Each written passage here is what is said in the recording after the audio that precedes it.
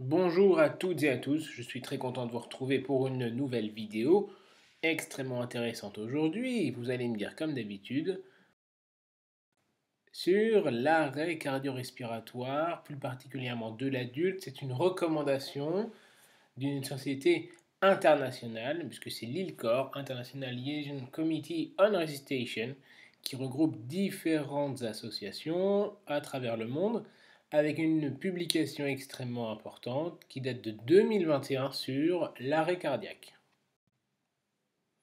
Alors on va voir les directives qui datent de 2021. Pour vous resituer un petit peu le contexte, les arrêts cardiaques extra-hospitaliers, donc out hospital cardiac arrest, il y en a entre 67 et 170 pour 100 000 habitants, avec une survie qui est moindre, vous le constatez, par rapport à l'arrêt cardiaque intra-hospitalier. Vous comprendrez, en raison du manque de personnel médical immédiatement présent et des causes qui sont plus fréquemment euh, mortelles, on va dire, en extra-hospitalier.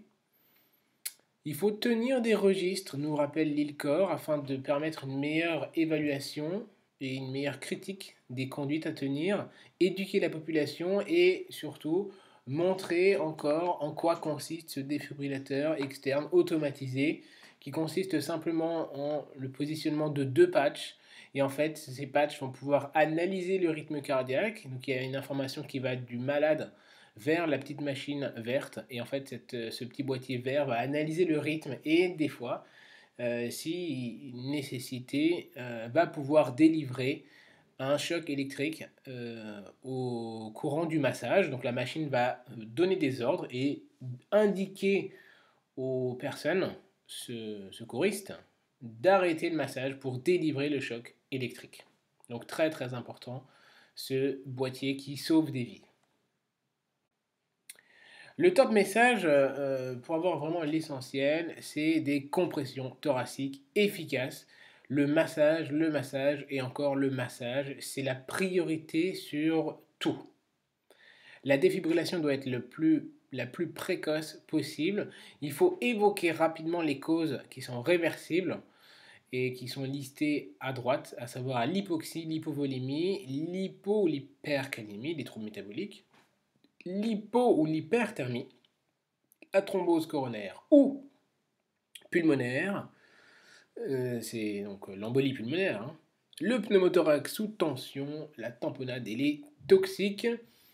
Vous constaterez, pour vous en rappeler, les 4 H, les 4 T qui sont très connus. Et pour avoir rapidement, parce qu'en cas de stress, parfois on peut méconnaître une cause, il faut savoir globalement avoir 3 choses en tête, puisque certaines causes viennent un petit peu plus facilement que d'autres. Si on prend la température, déjà on peut avoir l'hypo, l'hyperthermie, ça nous permet d'avoir le degré éventuellement de... Enfin le degré, ça nous permet, si je peux me permettre ainsi d'expliquer les choses, ça nous permet d'avoir l'avancement et la date à peu près, l'heure de l'arrêt cardiaque, le début de l'arrêt cardiaque. Parce que s'il y a une hypothermie très importante, et si le corps est déjà rigide, ça veut dire que le décès a lieu il y a déjà au moins une trentaine, voire une heure. Donc une bonne trentaine de minutes, voire une heure. Ce qui est mauvais pronostic, c'est irrécupérable dans ces cas-là. Donc la température, comme ça on a déjà deux hypothèses, l'hypo, l'hyperthermie, l'auscultation pour le pneumothorax, et bien sûr demander les antécédents, majoritairement se focaliser sur deux antécédents, puisqu'on n'a pas le temps de tout lister, antécédents cardiaques, et dans ce cas-là il faut évoquer un syndrome coronarien aigu, donc c'est la thrombose coronaire et ou l'embolie pulmonaire, avec le contexte et les antécédents, s'ils prennent des œstroprogestatifs, des anticoagulants, etc. Les antécédents d'insuffisance rénale orienteront vers une hypercalémie ou une dyskaliémie. Et après, l'hypovolémie, on va dire, se corrige, ou en tout cas est majoritairement évidente, puisque se rencontre dans les cas d'arrêt cardiaque traumatique. Donc c'est un choc hémorragique, ça se voit. Les diarrhées, c'est pareil, ça va se voir. Donc l'hypovolémie, c'est une cause qui est plus ou moins, entre guillemets, évidente. Ensuite vient la tamponnade. Alors dans ces cas-là, c'est souvent une chirurgie cardiaque ou exceptionnellement d'autres étiologies, mais c'est beaucoup plus rare. Donc un coup d'échographie, ça nous permet de nous en sortir. Et enfin, le plus compliqué, ce sont les toxiques, puisqu'à ce moment-là, c'est très compliqué de retrouver l'origine du toxique. Il faudra prendre en charge le patient de manière symptomatique pour l'arrêt cardiaque. Concernant l'adrénaline, il faut délivrer l'adrénaline le plus tôt possible en cas de rythme non choquable et en cas de rythme choquable après le troisième choc. L'adrénaline, c'est toujours IV direct, hein, c'est de l'IVD, on pousse directement dans des petites seringues, on casse l'ampoule, on met la seringue directement, c'est 1 mg à délivrer. Tout d'abord, il faut donc reconnaître l'arrêt cardio-respiratoire et on entend malheureusement bien souvent des personnes expliquer que l'arrêt cardiaque doit avoir la prise d'un pouls. Eh bien, c'est faux. Un patient qui est aréactif et qui ne respire pas, inconscient qui ne respire pas, c'est un arrêt cardiaque. Il y a deux différentiels, ça ce sera pour les médecins et personnels médicaux infirmiers plus spécialisés. Il y a deux différentiels extrêmement difficiles à éliminer à ce moment-là. Alors je dis difficile dans le contexte, il faut l'évoquer, mais avec le stress ça peut être plus compliqué. C'est l'intoxication aux opioïdes, la fréquence respiratoire étant très très basse. Il faut se laisser le temps de ne pas méconnaître une bradypnée très sévère et regarder les pupilles. Et enfin, l'hypothermie de la même manière donne un aspect cadavérique et donc un aspect d'arrêt cardiaque. Il faut prendre la température dans ces cas-là. Et en cas de doute, si c'est l'intoxication aux opioïdes et ou l'hypothermie, on peut prendre le pouls, mais attention, on est extrêmement rapide. On doit reconnaître normalement l'arrêt cardiaque en 10 secondes. Appelez rapidement les secours si la personne est seule et une fois l'arrêt cardiaque diagnostiqué, on va donc rapidement scoper le patient, première chose à faire. Alors évidemment masser, hein, c'est la règle de base. Avant toute chose, masser, masser, masser. Mais après, il faut avancer dans l'algorithme. Donc comme je le disais, la première chose à faire, une fois qu'on a débuté le massage, c'est on scope le patient pour avoir le rythme qui est très important. Et selon les équipes ou selon le matériel utilisé, on sera amené à poser le défibrillateur juste après. Je vous dis parfois, puisqu'en fait les équipes de secours professionnels peuvent se passer du défibrillateur initialement s'ils reconnaissent un arrêt cardiaque non choquable, puisque dans ce cas-là, le défibrillateur n'a pas d'intérêt. Et c'est la voie veineuse qu'il faudra poser au lieu du défibrillateur si c'est un arrêt cardiaque non choquable en priorité, hein, mais on le pose quand même parce que le patient peut présenter par la suite un rythme choquable et donc nécessiter un choc électrique. Vous voyez la position des électrodes. Donc l'étape 1 on scope, l'étape 2 on met le défibrillateur, voire la VVEP selon l'expérience des opérateurs. Et vous voyez l'autre possibilité de la position des électrodes. Si il y a un défibrillateur implantable, on peut être amené à éloigner un petit peu l'électrode. Il y a différentes positions, hein. L'idée étant de prendre le cœur entre les deux pinces, entre guillemets, hein, des patchs du défibrillateur. Maintenant, le patient est donc scopé avec les patchs de défibrillation. Il faut évaluer le rythme. Deux possibilités, soit le rythme est choquable ou le rythme est non choquable. Choquable, ça veut dire une TV ou une fibrillation ventriculaire. Et l'autre possibilité, c'est le rythme donc non choquable, à savoir l'activité électrique sans pouls. Donc il y a une activité électrique, mais il n'y a pas de pouls. Et l'autre possibilité, c'est l'asystolie dans les rythmes non choquables. On va commencer par le rythme choquable. À ce moment-là, il faut donc poursuivre le massage cardiaque, ça je ne le répéterai jamais assez. Il va falloir délivrer rapidement un choc électrique, puisque le rythme est donc dit choquable. Le premier choc doit être délivré à 200 joules.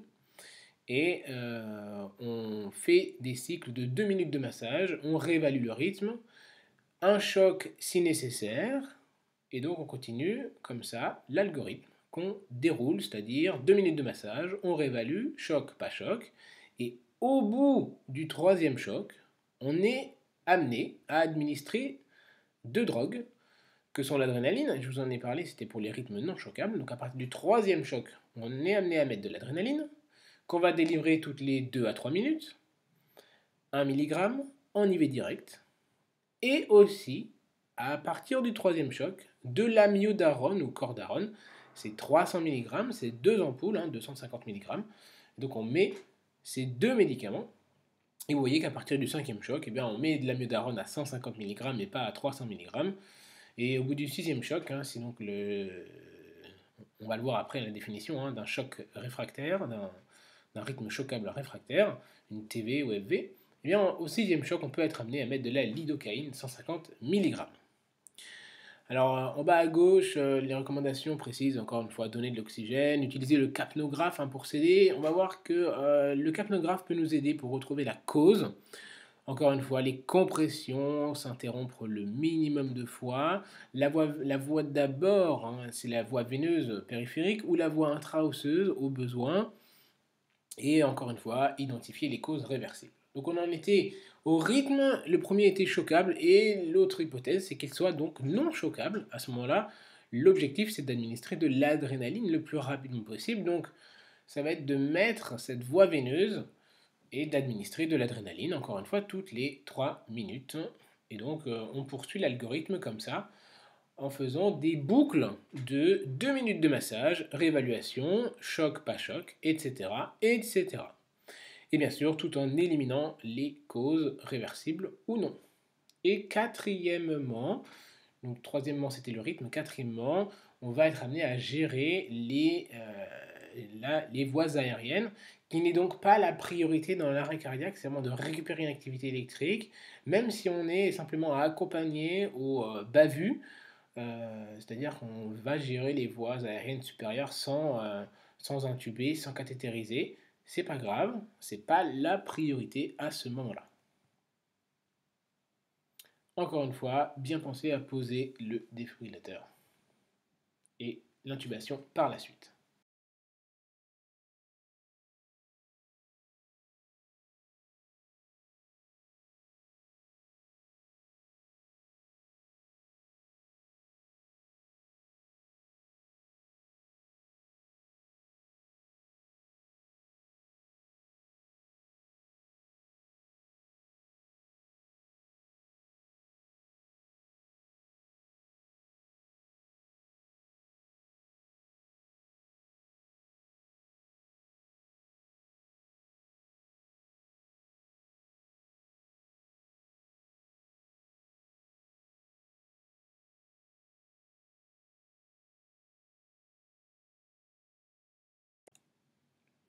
Quelques situations particulières. On va avoir la TVFV qui est sous scope ou est réfractaire, l'embolie pulmonaire, l'arrêt cardiaque traumatique, les dyscaliémies, l'hypothermie, l'hyperthermie, l'hypoxie, la noyade, et enfin l'obésité et la grossesse. Sachant que la pédiatrie, la partie pédiatrique n'est pas traitée dans ce topo, je vous le rappelle, mais c'est disponible sur les recommandations de l'ILCOR qui font tout de même 200 pages. Pour la TV réfractaire, qu'est-ce que ça veut dire TVFV réfractaire? Ça veut dire qu'on a un échec de 3 chocs. Donc vous voyez, ça veut dire qu'on est au minimum, au plus tôt, entre 5 et 6 minutes. Il y a eu 3 mg d'adré et de l'amiodarone. Donc normalement, c'est à peu près au minimum. On a fait 10 minutes de réanimation. À ce moment-là, qu'est-ce qu'on peut faire? Je vous le rappelle, l'amiodarone c'est 300 mg au bout du troisième choc. Au bout du cinquième choc, on peut poursuivre avec de l'amiodarone à 150 mg. La lidocaïne, sixième choc, 150 mg. Et si on a la définition d'une TVFV réfractaire, il faut être amené à envoyer le patient dans un centre de cardiologie spécialisé pour réaliser la pose d'une ECMO et ou d'une coronarographie. En général, c'est des causes cardiaques qui peuvent être réversibles et donc y penser relativement tôt. On peut aussi augmenter un peu l'énergie du choc électrique jusqu'à 360 joules. On peut commencer à 200, sachant que pour certains patients, on est amené déjà à mettre de fortes énergies dès le début. Et on peut essayer de bouger les électrodes de place, stipule l'ILCOR, donc position antéro-postérieure des électrodes, au lieu de la sous-claviculaire droite et axillaire gauche. Et une TV sous scope, c'est-à-dire que le médecin, l'infirmier, le personnel médical constate la TV ou la fibrillation ventriculaire. Donc c'est un arrêt cardiaque qui est sous scope. Si c'est une TV ou une FV dès le début, on peut être amené à faire 3 chocs consécutifs, sans masser. C'est-à-dire qu'il y a la fibrillation ou la tachycardie ventriculaire, 3 chocs d'un coup. Un mot sur l'embolie pulmonaire. Alors, quand est-ce qu'il faut émettre cette suspicion d'embolie pulmonaire? Très très difficile. C'est la clinique, les antécédents. Mais on peut s'aider de la courbe de TCO2. Vous voyez que si la courbe est un peu décroissante comme ça, eh bien, il faut évoquer c'est le TCO2. Hein, c'est-à-dire qu'une fois qu'on a intubé le patient, on peut constater ça. Cette courbe qui diminue, le TCO2 qui diminue. Effectivement, ça peut nous orienter vers une cause d'embolie pulmonaire. Il y a d'autres causes à évoquer, hein. Ça peut être l'hypotension ou l'hémorragie massive, mais évoquer l'embolie pulmonaire. C'est surtout les activités électriques sans pouls qui sont... l'embolie pulmonaire est pourvoyeuse d'activités électriques sans pouls. C'est extrêmement rare. Hein. C'est décrit dans la littérature que les embolies pulmonaires peuvent donner des tachycardies ventriculaires. Mais il faut des situations extrêmement rares. C'est décrit, mais c'est absolument pas ce qu'il faut retenir. C'est embolie pulmonaire, c'est asystolie ou activité électrique sans pouls. Bon. Le traitement, c'est quoi? C'est une thrombolyse si on y pense. Et dans ces cas-là, on est amené à poursuivre la réanimation au minimum 60 minutes. Donc vous voyez que ça a certaines complications si on pense et si on évoque l'embolie pulmonaire. L'arrêt cardiaque traumatique maintenant, qui peut être dû à plusieurs choses. Alors, il peut y avoir un choc initial qui est hypovolémique, puisqu'il peut y avoir une hémorragie massive. Hein. Donc, première chose. Deuxième chose, ça peut être obstructif, il y a une tamponnade, une dissection aortique, un pneumothorax suffocant. Bref, il y a le choix. Et enfin, une origine neurogénique, s'il y a une lésion de la moelle, il peut y avoir un choc qui va entraîner par la suite un possible arrêt cardiaque. Je vous ai mis l'acide tranexamique, bien sûr, c'est pas réalisé au moment de la réanimation cardiopulmonaire initiale, c'est si elle devait amener à se poursuivre un petit peu, bien sûr. L'échographie est assez discutée dans le sens où on peut très bien faire la réanimation d'un polytraumatisé, l'arrêt cardiaque d'un traumatisé, mais ça peut faire perdre du temps, surtout dans un contexte qui peut parfois être un peu difficile, un environnement qui est peu propice à la réalisation de l'échographe, même portable. Ça nous permet d'étayer les diagnostics de tamponnade pour drainer ou les pneumothorax à exsuffler, mais en général, on est amené à toujours réaliser une thoracostomie bilatérale, donc c'est-à-dire faire un trou pour permettre une élimination d'un éventuel hémothorax ou d'un éventuel pneumothorax. Donc l'échographe, oui, si on a un doute sur une tamponnade, mais bon, c'est à garder en tête éventuellement. Je vous ai mis en lien QR code la vidéo d'un drain thoracique pour ceux qui veulent savoir. Et enfin la thoracotomie bilatérale, bon, c'est un peu violent, mais bon, on ouvre carrément le thorax. C'est exceptionnel, j'en parle pas, j'ai pas les compétences requises pour, mais ils en parlent et ils l'évoquent dans ces recommandations. Les problèmes de kaliémie, la dyskaliémie, qu'elle soit plutôt vers le haut, donc une hyperkaliémie, s'il y a des signes ECG, par la suite on va être amené à mettre du gluconate de calcium, donc 1 gramme une ampoule, c'est pour la protection, l'insuline glucose, la ventoline, pour réduire le taux de potassium, pour le faire rentrer dans les cellules. Le bicarbonate molaire, alors il est assez discuté, puisque dans les recommandations ILCOR, il figure que après un arrêt cardiaque sur une hypercalémie, on met du bicarbonate molaire, 8,4%. Néanmoins, il y a plusieurs études qui étaient à l'origine de ces recommandations qui sont vraiment imparfaites et qui sont très très discutées, dans le sens où c'était une répétition du bicarbonate molaire et la réalisation de dialyse qui permettait la diminution et le contrôle du potassium. Donc véritablement le bicarbonate molaire, est-ce qu'il faut le mettre ou pas, suivant les centres. Je dirais qu'il faut suivre les recommandations du centre, mais très très discuté tout de même. Enfin la dialyse au cours de la réanimation, bon, il Il faut pouvoir l'organiser aussi. Faites très attention en cas de prise de digoxine, de surdosage en digoxine, puisque ça peut donner une hypercalémie. Mais dans ce cas-là, on ne met surtout pas de gluconate de calcium, c'est contre-indiqué, ou même de chlorure, on ne met pas de calcium en tout cas.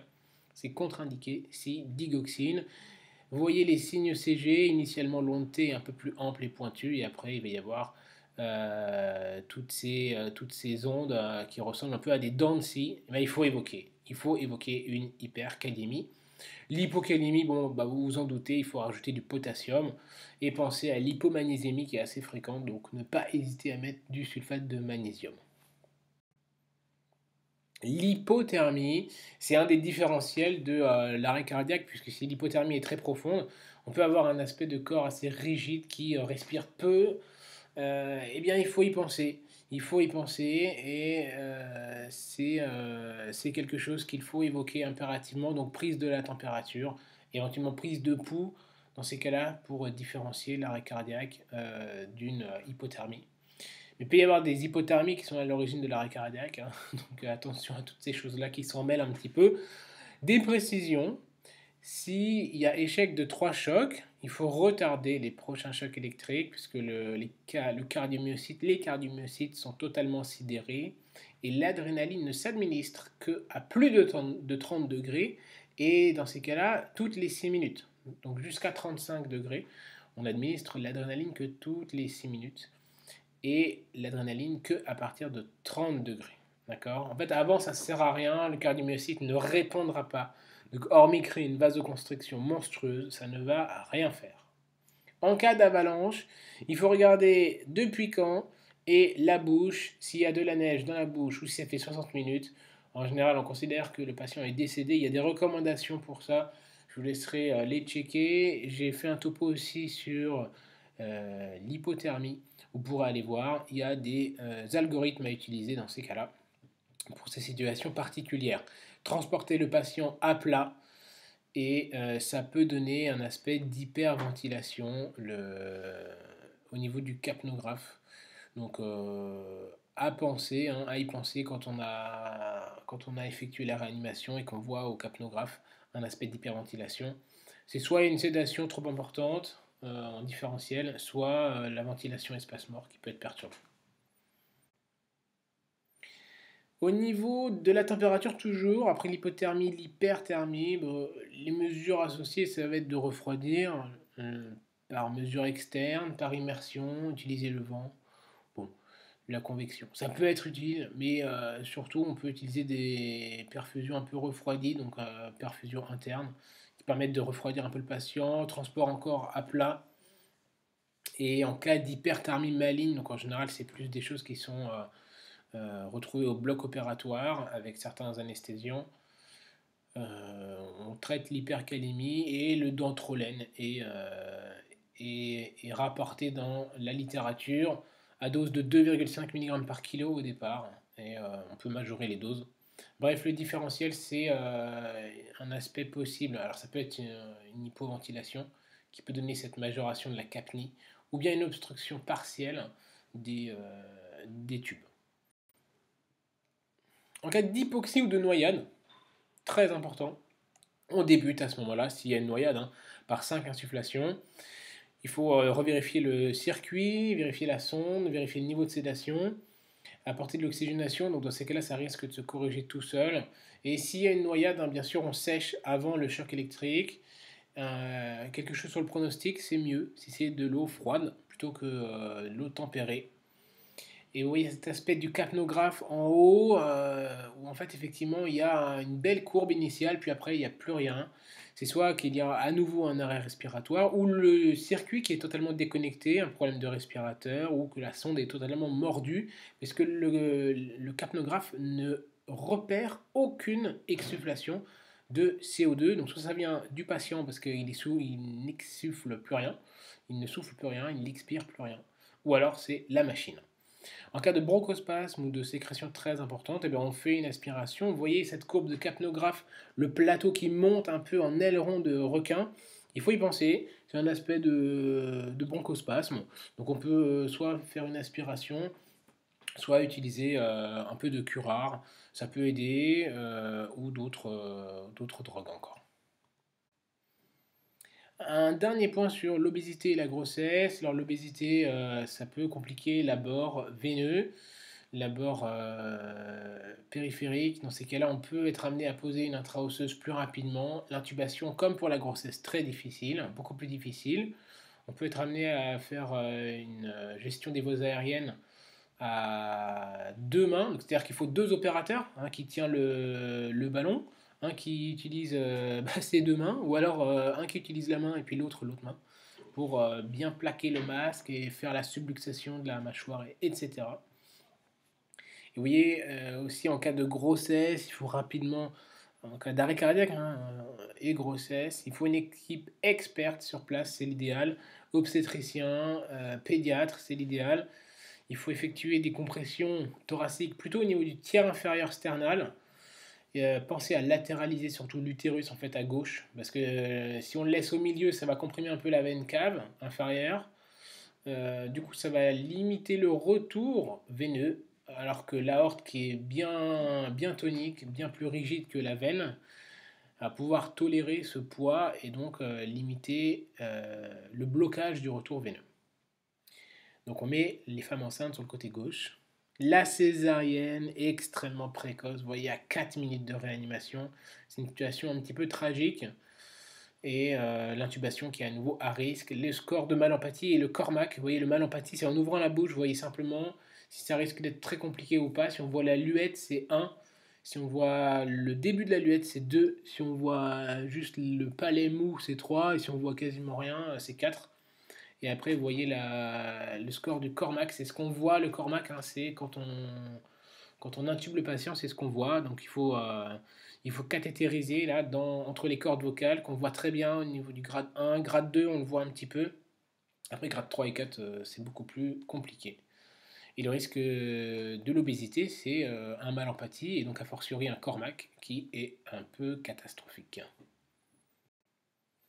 Et enfin, une fois qu'on a réussi à réanimer le patient, il y a des soins de post-réanimation qu'il faudra faire. Quelle approche? L'approche ABCDE semble la plus pratique, nous rappelle ses recommandations. Donc le ABCDE pour Airway, Breathing, Circulation, Disability et Exposition.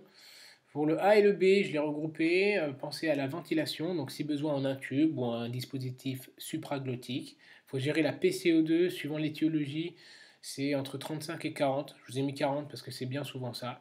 La saturation, on évite l'hyperoxie, pas plus de 98 de saturation, c'est délétère pour le cerveau. Ça fait des radicaux libres. Si c'est un patient BPCO, on diminue un petit peu. Donc voilà, il faut adapter un peu le ventilateur avec un volume entre 6 et 8 ml par kilo. Pensez, est-ce qu'il faut réaliser un scanner thoracique? Est-ce qu'il faut faire des aspirations, régler la PEP? Bref, il y a plusieurs choses à faire. Sur le plan circulatoire, il faut reprendre la tension, faire un électrocardiogramme impératif. La fréquence cardiaque, on l'aura avec tout ça. Est-ce qu'il y a un sus-décalage? Dans ces cas-là, coronarographie ou pas, scanner thoracique injecté ou pas, pour l'éventuelle embolie pulmonaire. En disability, le degré de sédation. S'il y a un signe de focalisation, il faudra peut-être faire un scanner cérébral. Ça peut être une hémorragie cérébrale. S'il y a une épilepsie, s'il y a une crise d'épilepsie, on peut sédater le patient. Il précise dans les recommandations plutôt levetiracetam. Bon, à ce moment-là, si la tension est correcte, on peut utiliser d'autres drogues. Et exposition, donc c'est la température, 35 degrés Celsius. Il précise quand même que c'est plus intéressant pour le pronostic, quel que soit, là, dans les recommandations, ils disent quel que soit le rythme, faire une hypothermie thérapeutique, donc objectif 35 degrés, c'était discuté dans la littérature. Voilà, je vous laisse comme ça, donc 35 degrés, ça peut être un bon objectif, je pense. Est-ce qu'il faut refroidir, réchauffer le patient pour atteindre l'objectif? Pensez à la glycémie. On vise entre 1,4 1,8 s'il y a un traumatisme crânien ou s'il y a une atteinte cérébrale. Mais il faut une normoglycémie bien sûr. Et en cas de traumatisme, poser le collier cervical. La destination, où va-t-on après? Si c'est un polytraumatisé, ça peut être en réa, au déchocage ou au bloc opératoire selon les centres. En cas de malaise et de modification ECG, il faudra rapidement aller vers la coronarographie au moindre doute d'origine coronarienne. S'il y a une hypoxie très importante ou une embolie pulmonaire, éliminer une cause respiratoire avec un scanner thoracique plus ou moins injecté. Et s'il y a un malaise avec des troubles neurologiques, pensez au scanner cérébral. Voilà, c'était tout pour ces recommandations de l'ILCOR 2021. J'espère que la vidéo vous a plu. Si c'était le cas, ne manquez pas de vous abonner, de cliquer sur la cloche des notifications pour ne pas rater les prochaines vidéos et les recommandations, de cliquer sur le pouce bleu puisque ça permet d'être mieux référencé et c'est très motivant. Voilà, il ne me reste plus qu'à vous dire de prendre soin de vous et de vos patients.